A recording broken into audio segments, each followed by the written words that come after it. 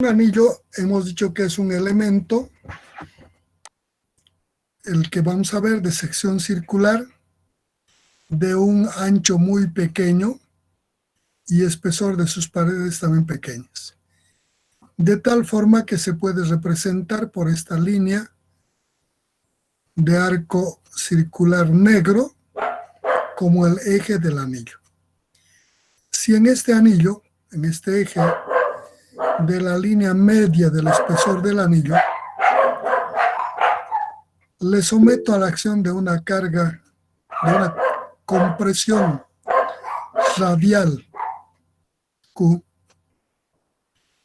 cuando esta Q ha alcanzado el valor crítico, el valor máximo, Q igual a Q sub CR, este elemento sufre deformaciones. Si exageramos para que sea comprendida esta deformación, podría tomar más o menos la forma de la línea verde, que ha ocasionado la deformación, la aplicación de la presión crítica Q sub CR.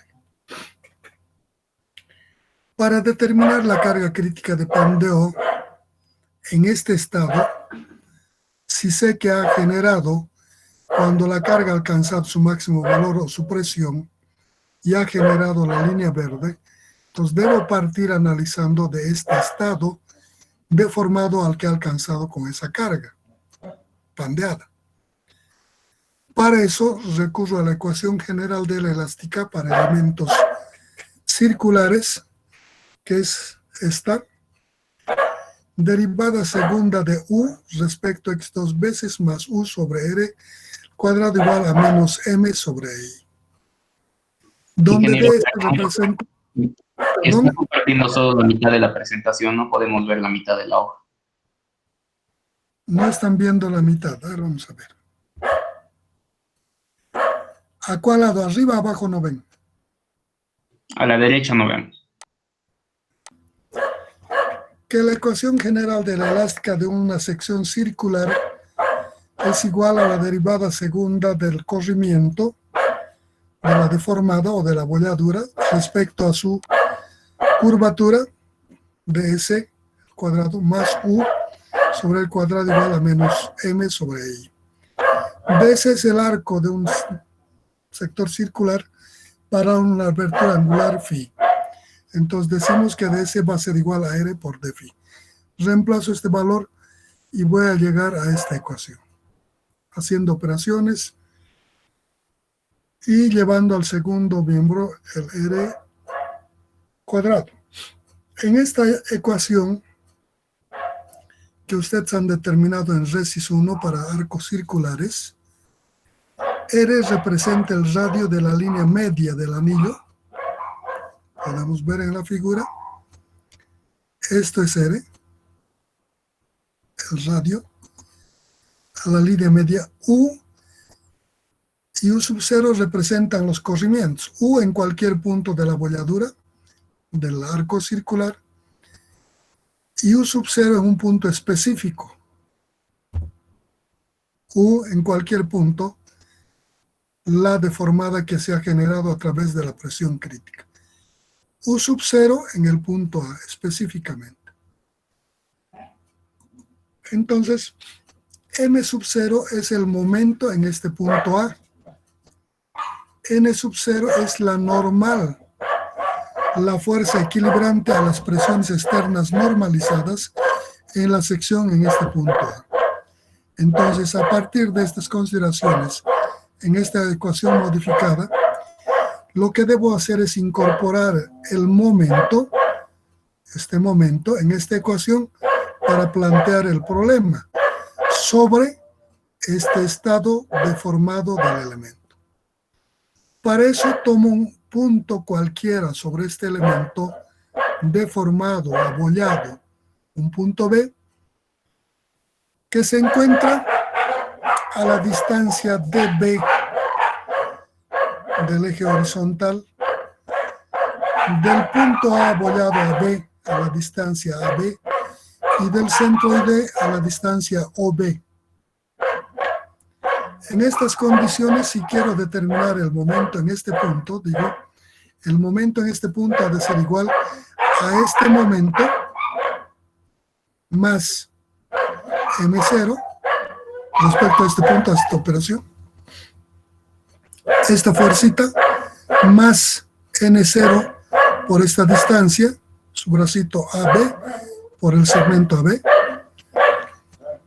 y menos las presiones críticas proyectadas sobre esta línea, que no es exacto, pero se puede considerar, que ha de ser igual Q por AB, resulta la carga, y eso en la mitad su resultante, por AB medios. Y ese será el momento en este punto. Aquí tenemos el momento. M igual, este signo viene del sentido de giro. La ecuación de la elástica hay que adecuar en cada caso. Esta ecuación de la elástica está hecha para la convención de signos x a la derecha positivo y hacia arriba positivo. Y el giro de momento es el antihorario como positivo y el horario como negativo. Entonces, el horario son momentos negativos. Viene de la convención de signos. Entonces digo que el momento en estas condiciones es igual a esta cantidad. Si yo veo en este momento, M0 es el momento en la sección A, para el punto A deformado. Este otro representa la normal. Q por AO representa la normal N0 y AD el segmento de recta.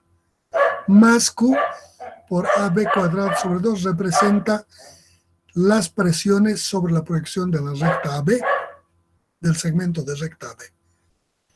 Un momento de esta naturaleza, si reemplazo en la ecuación, no voy a poder resolver porque están en términos de segmentos de recta.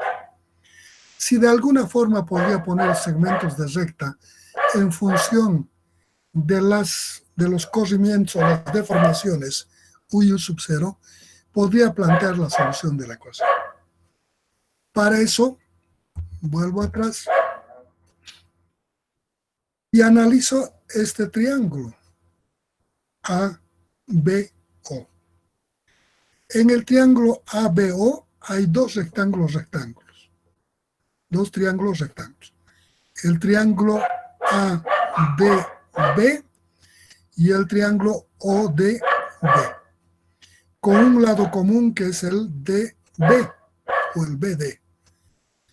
Si le aplico Pitágoras, digo que el cuadrado de esto, el cuadrado de BD, ha de ser igual al cuadrado de AB menos el cuadrado de AD.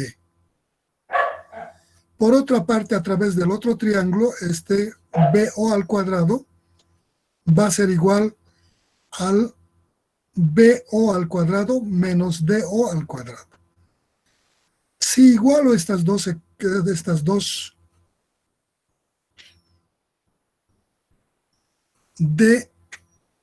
dB cuadrado en función del triángulo de la izquierda, en función del triángulo de la derecha, y estos términos son iguales. Entonces digo que este AB cuadrado menos AD cuadrado es igual a BO cuadrado menos DO cuadrado. De esa igualdad despejo esta cantidad. Busco y encuentro esta cantidad. AO, AD menos AB cuadrado sobre 2. Y lo que queda dejo en el segundo miembro, como esta. Dice de esta igualdad, de igualar esto a esto, voy a sacar en el primer miembro esta cantidad que va a ser igual a esta otra cantidad, que está en función de segmentos de recta.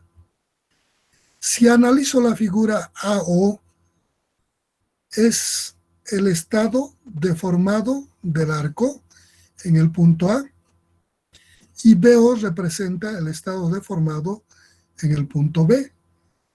Por tanto, AO y BO puedo determinar de esta figura, aquí, AO, AO ha de ser igual a esto, que es el radio, menos U0.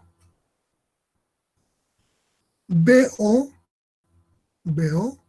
ha de ser igual al radio más Estito que en términos generales llamo más menos u. Elevo al cuadrado, aquí tengo, elevo al cuadrado a O y esta cantidad de O, y desprecio las cantidades de los elementos de corrimiento al cuadrado. U0 es una cantidad muy pequeña, aun cuando en la figura mostramos cantidades grandes solo para poder ver y analizar para su comprensión. Estas deformaciones son cantidades muy pequeñas, casi imperceptibles al ojo humano. Por tanto, una cantidad pequeña elevada al cuadrado se hace aún más pequeña. ¿No? De esta condición, de este elevar al cuadrado estas cantidades, voy a decir que esta cantidad va a ser igual,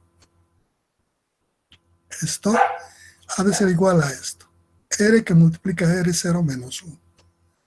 Y así he puesto el momento en función de los corrimientos o de las deformaciones en el punto A y en el punto B. Entonces, este momento reemplazo en esta ecuación. Y luego en la ecuación de la elástica, donde dice derivada segunda de U respecto a phi 2 veces más U igual a esta cantidad M0 Q que multiplica a este momento. Y tengo la ecuación planteada de la ecuación diferencial. A partir de aquí, una vez planteado, el problema simplemente es de resolución de esta ecuación diferencial. La resolución de esta ecuación diferencial, ustedes son matemáticos muy estudiados, entonces podría aplicarle cualquiera de los métodos que pueden encontrar o que mejor manejan. Naturalmente, el que corresponda, no todas las ecuaciones se pueden resolver por todos los métodos. Hay ecuaciones, ustedes saben muy bien, que son solucionables a partir de ciertas aplicaciones más fáciles. En esto, para la solución, yo les voy a plantear convertir esta ecuación diferencial en una del tipo de las homogéneas del orden de la derivada.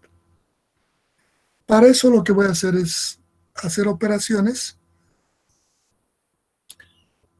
y llevar al primer miembro todo lo que esté afectado por U y dejar toda la otra parte constante en la parte de la derecha. Aquí está. Y llego a esta ecuación haciendo esas operaciones. Derivada de U, derivada de segunda U respecto a phi 2 veces más 1 más QR cubo sobre EI que multiplica U igual a menos M0 R EI más QR cubo U0 EI.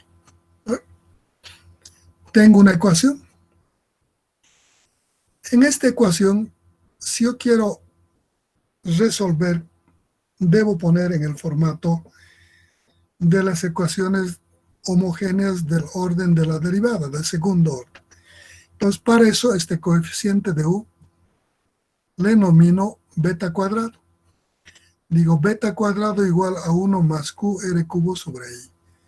Reemplazo en esta ecuación y mi ecuación se va a convertir en esta. Derivada segunda de U respecto a phi 2 veces más U por beta cuadrado menos M0 por R sobre I más QR cubo U0 sobre I.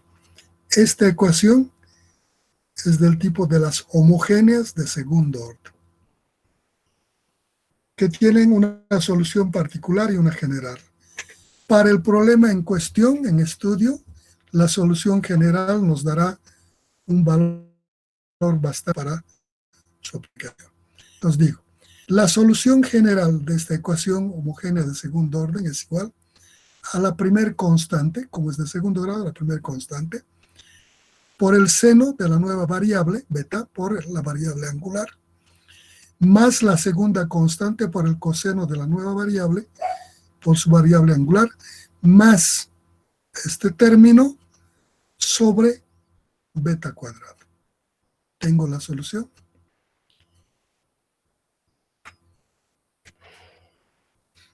Solución en la que, para determinar la elástica o la carga crítica de Pandeo, naturalmente primero la elástica y luego la carga crítica de Pandeo, necesito determinar estas constantes de la solución de la ecuación diferencial, A y B. Para eso necesito dos condiciones de borde o entorno. Voy al estado deformado y en este estado deformado de la línea verde puedo hacer algunas aseveraciones. Por ejemplo, en este punto. Este es un punto de máximo, es un punto de inflexión, de cambio de sentido de curvatura. Viene la curvatura de abajo en ese sentido, llega al punto A y cambia al otro lado. Por tanto, es un punto de máximo. Un punto para tomar en cuenta. Toda vez que encontramos un punto de máximo, un punto de inflexión, significa que en este punto su pendiente es 0.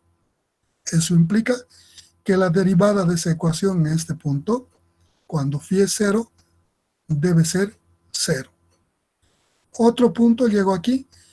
Este punto también es de máximo. También es de inflexión. Por tanto, su pendiente también es 0. La derivada de esa ecuación, cuando phi es pi medios, también es 0. Dos condiciones que puedes resolver. Voy. Aquí está, de las condiciones de borde. Derivada de u respecto a x en phi igual a 0 debe ser igual a 0. Entonces derivo esto, reemplazo phi 0 y de ahí saco que a es 0. El seno, los valores de seno se van a hacer 0. Al derivarse esto se va a convertir en seno, este término se va a hacer 0 y me va a quedar esto. Y este es constante, por tanto 0. Y de ahí saco que a es 0. Reemplazo aquí el valor de a, 0, y tengo que mi ecuación es u igual a más b coseno de beta phi más este término. Ya no hay este término, porque esto es 0.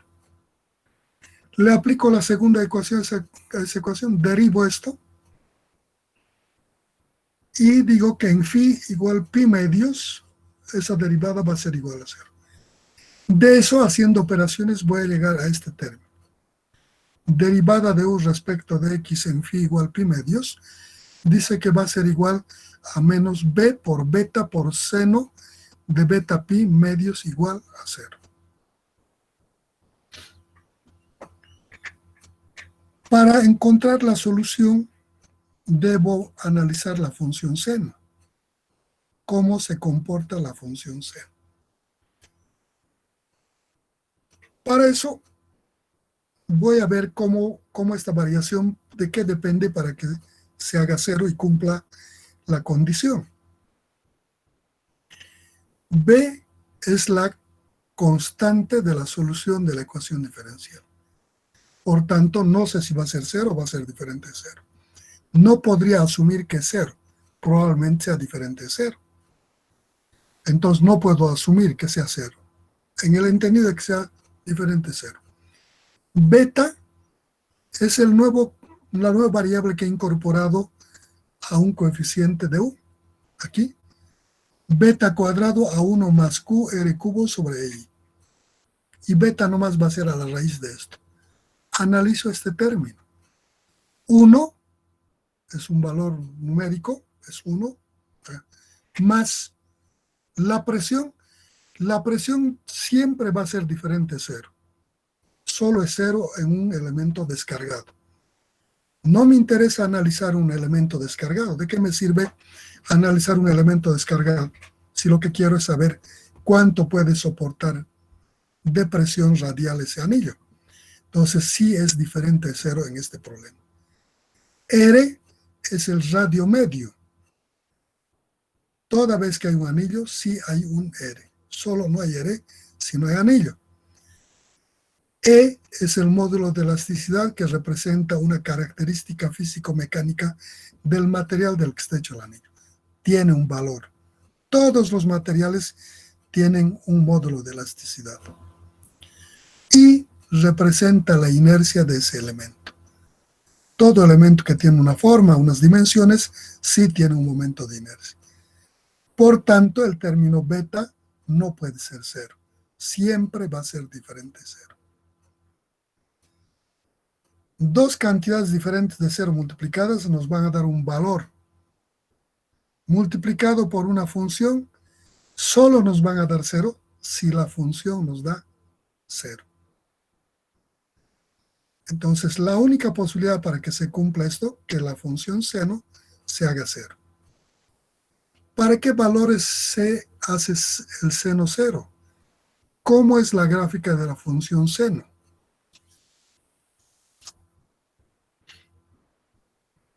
Si yo trazo una línea, parto aquí, el seno parte aquí, así, un arco para pi, otro arco para pi, otro arco para pi, otro arco para pi, y para cada pi se hace cero. Pi, 2pi, 3pi, 4pi, 5pi, 6pi, 7pi, se hace cero, el seno. Tiene infinitas soluciones, pero de todas estas, hay una sola que resulta siendo el valor correcto. Y eso puedo determinar a partir de observar el comportamiento del estado deformado del anillo y la función seno. Para eso me voy atrás. Y aquí tengo el estado deformado. Esto es la función seno. Solo que aquí, en vez de ir allá, esto puede venir así. Y entonces, aquí es pi, aquí es 2pi, 3pi, 4pi y la función 0. De esto, para la abertura pi, esta es la función de la deformada. Esto es lo que corresponde. ¿Para cuánto? Para pi. Seno de pi, ¿cuánto es? ¿Cuánto seno de pi?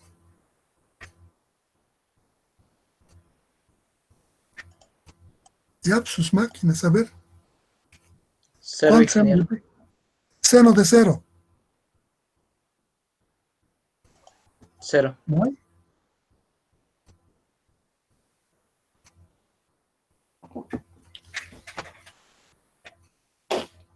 El primer valor 0 que nos da es para 0.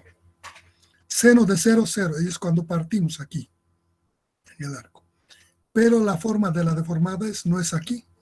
0, no hay ninguna deformada, partimos. En pi se alcanza un ciclo de la deformada. Y este es el estado correcto. Entonces decimos, este otro ya significa que hay doble deformación. Y hay un alabeo mayor al que estamos haciendo del elemento. Y para los otros valores, si bien va a cumplir esta condición, pero resulta que esta sección circular ya es una calamina, ¿no? Alrededor, así, deformada. Por tanto, el valor correcto debe ser para seno de pi. Para que esto me dé pi, beta debe ser 2. Beta 2 con 2 se simplifica, seno de pi, 0, por esta cantidad, 0. Entonces, beta es igual a 2. Si beta es igual a 2, y sé que beta cuadrado es igual a esto, igualo beta cuadrado igual a 1 más q r cubo sobre EI, y del despejo q, y me va a dar esta ecuación.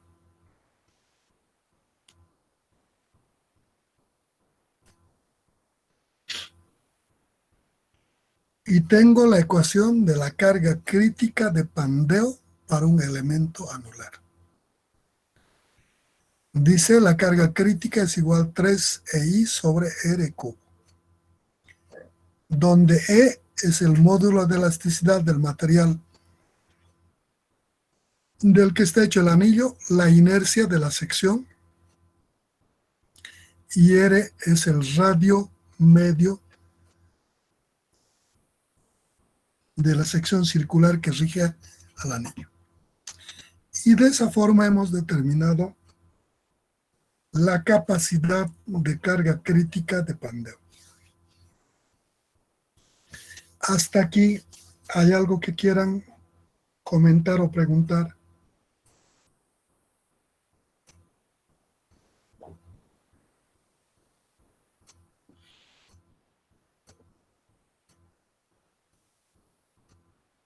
¿Todo está bien?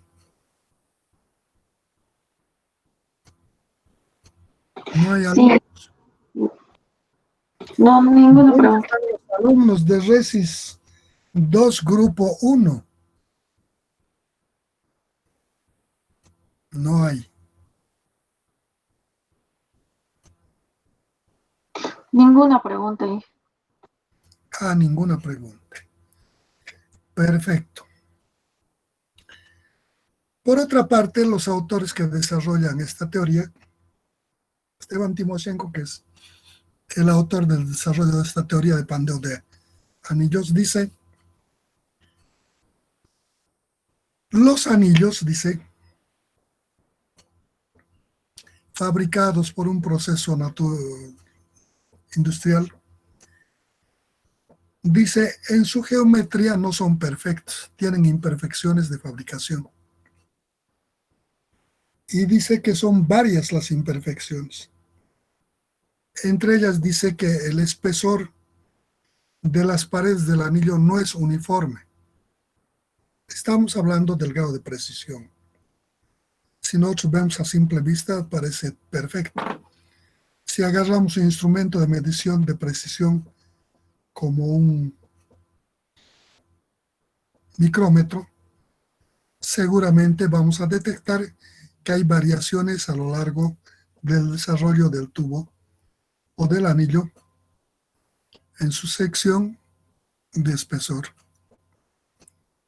Dice que aparte de que este espesor no es constante, no es uniforme, dice que tiene rugosidades. Y así menciona ciertos aspectos que inciden en lo que es su forma del anillo. Pero dice, de todos estos aspectos, el que sobresale más claramente es la geometría de su sección. Un anillo fabricado bajo las normas de una sección circular dice que cuando se mide con instrumentos de presión no tiene la forma circular y más bien tiene una forma alabeada, una forma en la que tiene una forma elíptica, achatada en los extremos superior e inferior de los ejes centroidales y ensanchada a través de los extremos de los ejes horizontales centroidales. Y entonces dice, si esta es la forma inicial, si nosotros queremos alcanzar una ecuación precisa de su capacidad de carga crítica de pandeo, deberemos partir de este estado deformado para su análisis correspondiente. En otras palabras,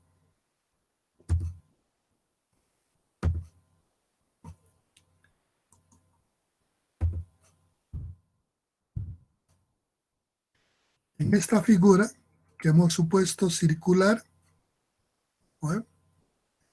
Hemos supuesto que la forma ideal del anillo es esta circular y hemos partido por eso de la ecuación de la elástica de un arco circular para resolver el problema. Ahora, la imperfección geométrica que menciona el autor que desarrolla esta teoría dice, este elemento no tiene esta forma circular. Más bien dice, se achatan estas partes y crecen estas partes. Por tanto, vamos a tener una figura aproximada, voy a seguir, aproximadamente así.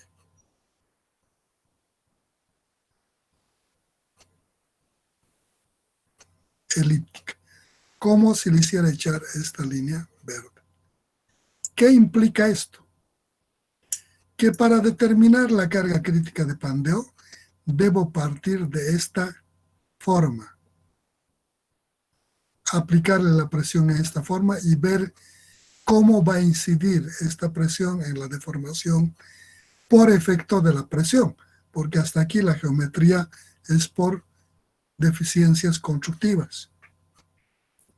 Y a partir de aquí debo incorporar la deformación causada por la presión radial.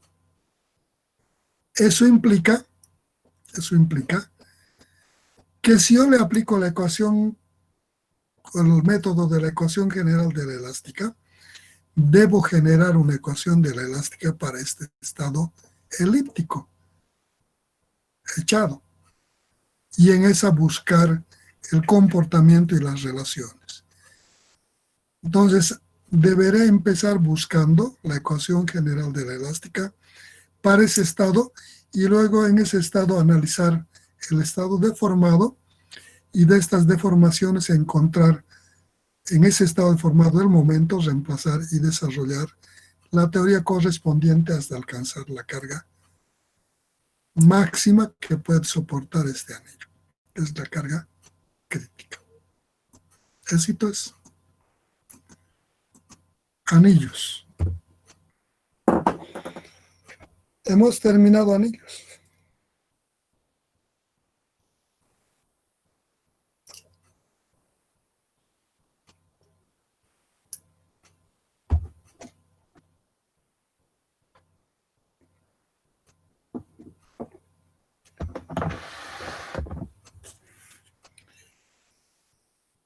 Bueno,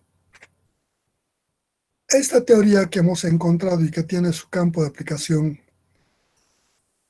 que en elementos donde no se busca precisión absoluta, puede ser totalmente válida esta ecuación y podemos aplicarla. Uno, para anillos. Pero en el tema también hemos hablado de que esta es una teoría para anillos y tubos. Entonces, si yo quiero determinar esta carga crítica de Pandeo para elementos tubulares,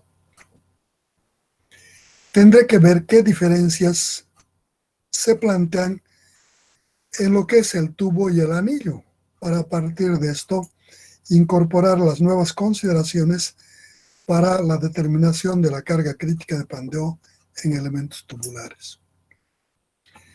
Un elemento anillo es un elementito así, sección circular, de paredcita delgada, pero de un anchito muy, dependiendo de la relación de sus dimensiones transversales a su longitudinal del elemento, pero es pequeño.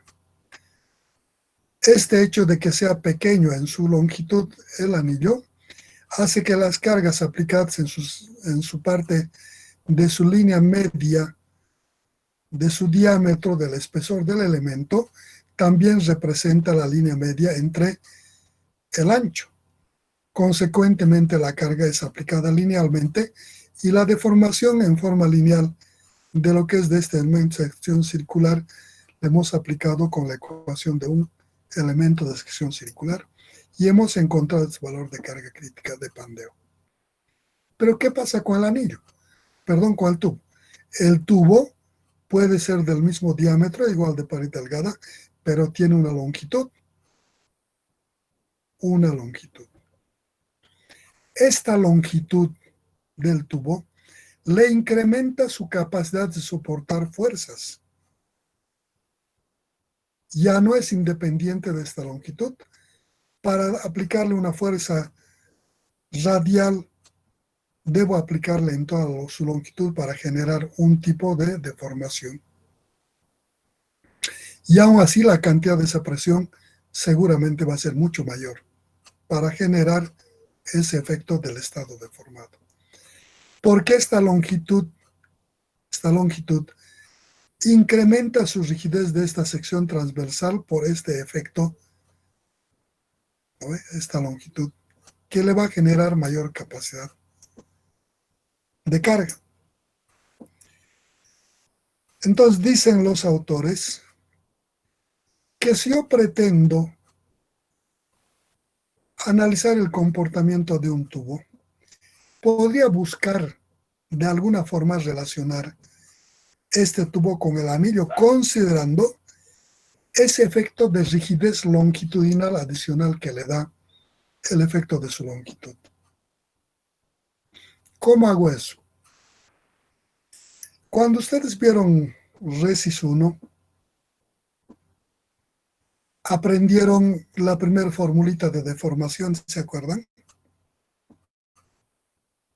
¿Se acuerdan, no?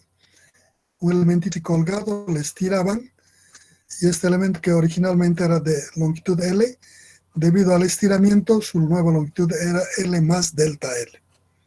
Y ese delta era lo que había deformado. Pero en este elemento que colgaba, así, le alargaron.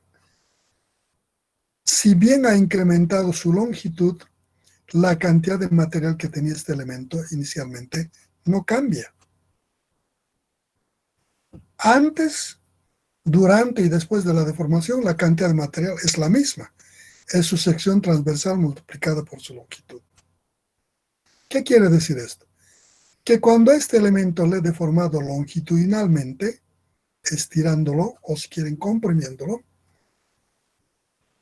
el elemento si se alarga, significa que transversalmente ha disminuido de diámetro, porque se ha adelgazado. Lo que gana en longitud pierde en la sección transversal. O para los efectos de compresión, lo que por compresión pierde la longitud, gana lo que es en sección transversal en diámetro. Y entonces, cuando han estudiado estas deformaciones, han incorporado un nuevo término de uno de los investigadores famosos de las características geométricas de los materiales, físico-mecánicas, de los materiales. Un nombre famoso, ¿no ve?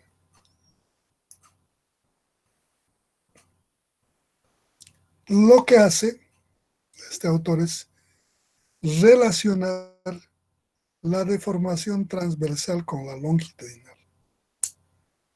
A esta relación de deformaciones, longitudinal a la transversal, se conoce como la relación de Poisson.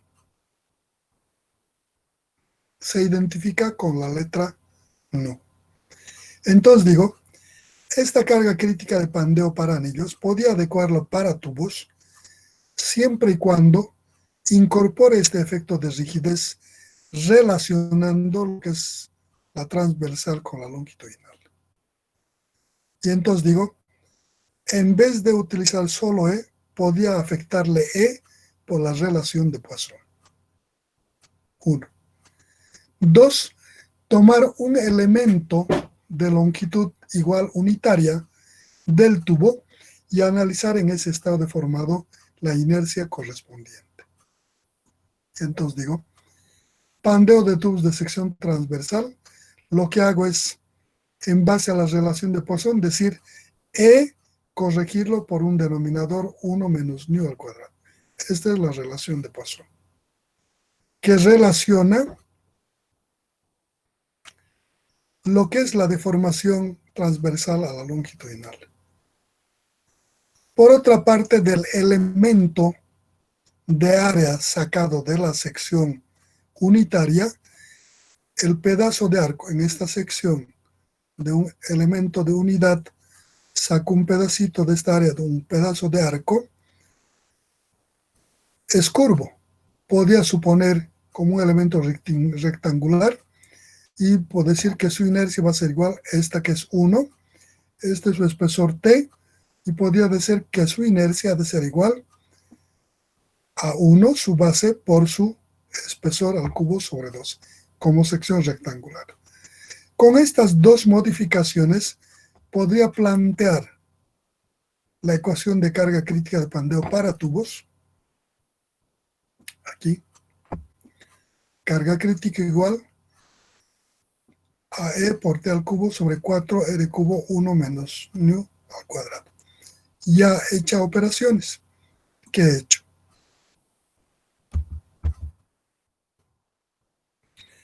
En esta ecuación estoy reemplazando E por E sobre 1 menos nu al cuadrado. Y estoy reemplazando por 1 por T al cubo sobre 12. Hago operaciones y voy a llegar a esta ecuación. Dice que esta es la ecuación que me permite determinar la carga crítica de pandeo en elementos tubulares de pared delgada. Nu, relación de Poisson. Contracción lateral unitaria, alargamiento unitario axial. ¿No? En compresión. Le ajusto un elementito, una barrita, pierde su longitud y ensancha. Y esa es la relación de Poisson. Relacionar estas dos deformaciones.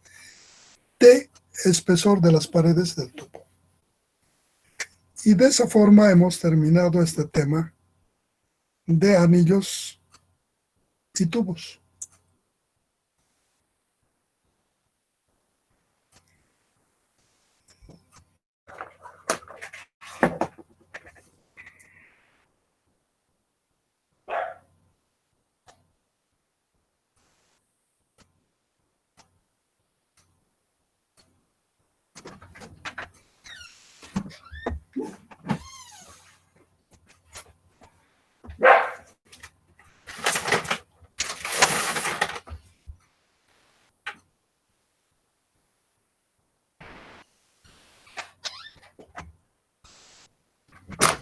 ¿Alguna cosa que quieran aditamentar?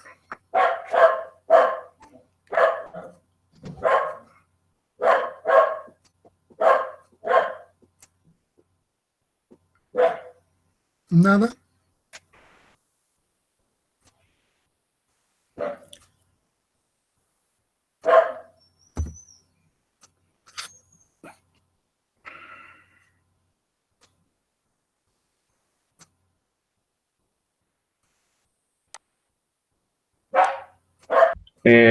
Al momento de hallar la ecuación del pandeo de anillos de sección transversal circular, ¿por qué en la gráfica, o sea, tomamos como que las cargas que están alrededor del anillo lo deforman de manera que la parte Y se vaya, o sea, se deforme, o sea, se comprima en X y se tracciona en Y?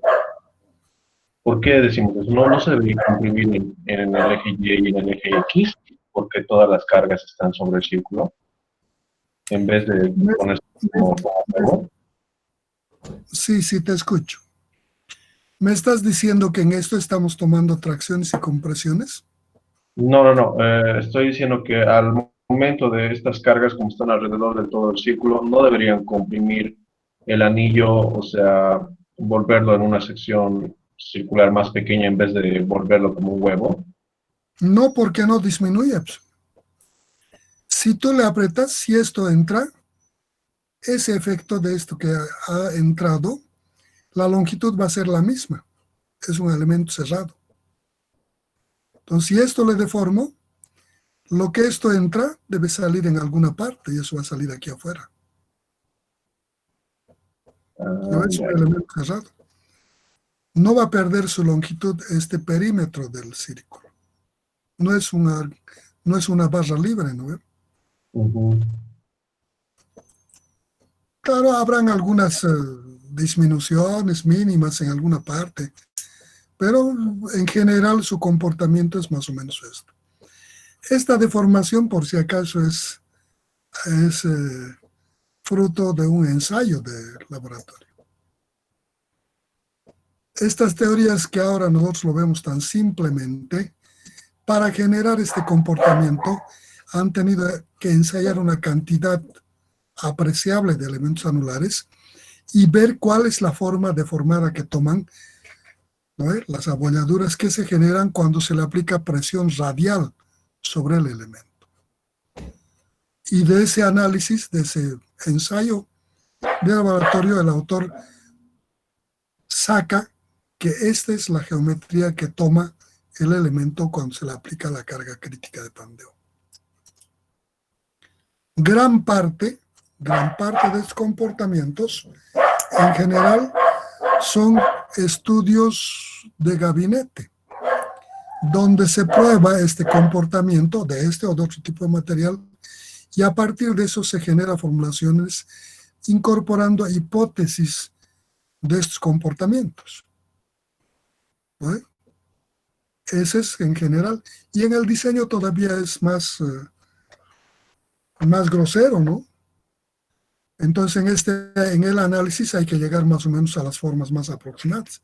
En el diseño, en cambio, ¿qué se pone? Se mayora las cargas y se minora la capacidad de la resistencia, aunque las normas naturalmente los camuflan y no te dicen de frente que es mayoración de cargas y minoración de esfuerzos. Dicen los coeficientes, ¿no? Para diseño en todos los materiales, que son fruto también de estas investigaciones. Matemáticamente es difícil demostrar un comportamiento cuando no se sabe cómo va a generarse ese nuevo estado, ¿no? Si podemos graficar de cualquier cosa, eso es factible demostrar, pero a partir de ciertas suposiciones que tomamos. Entonces aquí lo que está suponiendo es que este es el estado deformado. Si le cambio este estado deformado, naturalmente mi condición de análisis puede obedecer en general a los mismos principios, pero quién sabe me salgan otras cosas, ¿no? No sé si has respondido tu pregunta. Sí, está respondido. Gracias. Gracias, Cintia.